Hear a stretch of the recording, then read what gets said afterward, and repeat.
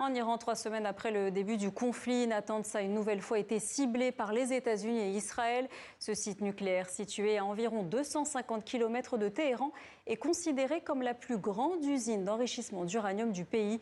L'Agence internationale de l'énergie atomique a appelé à la retenue militaire pour éviter tout risque d'accident nucléaire. Luc Hurtel. Un nouveau barrage de missiles s'abat sur Tel Aviv au petit matin.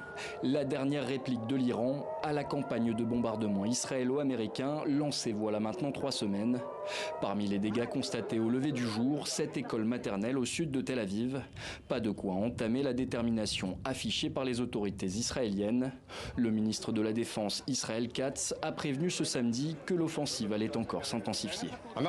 Nous sommes déterminés à continuer de mener l'offensive contre le régime terroriste iranien, à neutraliser ses commandants et à neutraliser ses capacités stratégiques jusqu'à ce que toute menace pour la sécurité soit éliminée.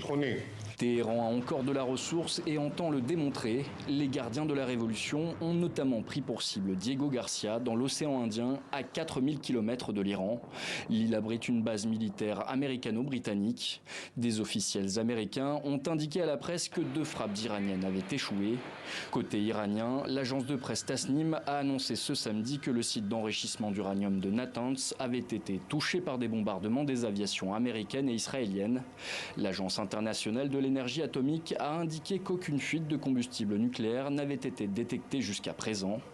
L'Iran conserve néanmoins une carte maîtresse, le blocage du détroit d'Ormuz qui paralyse une grande partie du commerce international.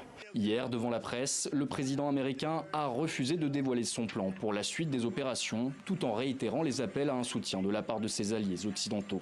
J'ai peut-être un plan, ou peut-être pas, mais comment pourrais-je dire ça à un journaliste ? Globalement, nous nous en sortons très bien. Vous savez, nous n'utilisons pas le détroit d'Ormuz. Les États-Unis n'en ont pas besoin. L'Europe en a besoin. La Corée, le Japon, la Chine, beaucoup d'autres aussi. Donc ils vont devoir s'impliquer un peu là-dessus.